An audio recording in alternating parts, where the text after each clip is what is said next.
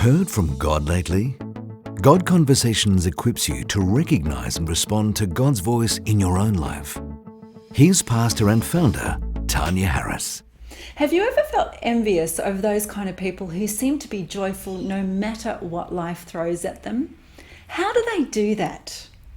The Apostle Paul was like that. He was one of those annoyingly joyful people. He was happy all the time. We know this because at one point of his life, towards the end of his life, we see him in jail. He's in Rome. He's done nothing wrong. He's followed God's purpose for all of his life. But suddenly he's in jail, away from his family and his friends. He's awaiting his likely execution. And during that time, he writes a letter. He writes to the church in Philippi, one of the churches that he himself pioneered. And I don't know if you've read it, but this letter is overflowing with joy. Paul is so happy and he's so thankful, even though he's in jail. He's thankful for his friends. He's thankful for the good news of Jesus. He's even thankful for his chains. Well, how does he get to be like that? I have a theory.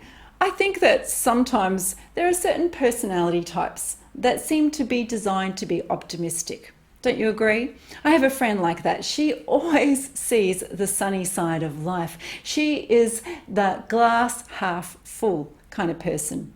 Me, I'm a little bit more pessimistic. I'm more the glass half empty person.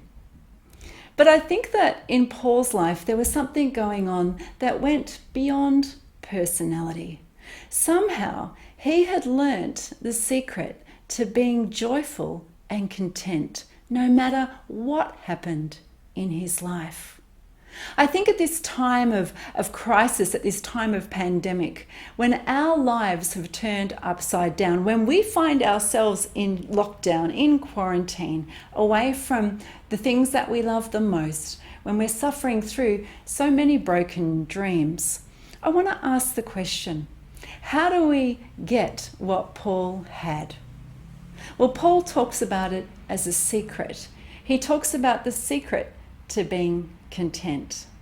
And the secret to being content, no matter what happened in his life, was that he had found his source of joy in his relationship with God. He knew what his life was built upon, and it wasn't dependent on any circumstance.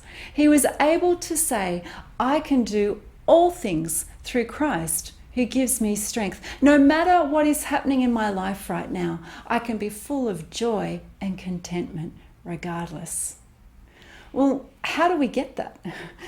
How do we turn that on in our own lives? How do we be thankful and joyful in a time of pandemic?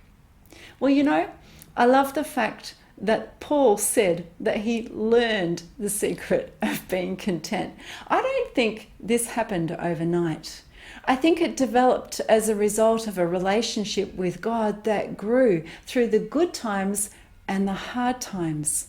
This secret is often not learnt when we're going through good times. Paul said, regardless what happens, whether I am in need or whether I have plenty, whether I am rich or whether I am poor, I'm content because of what God has done in my life. So how do we learn it?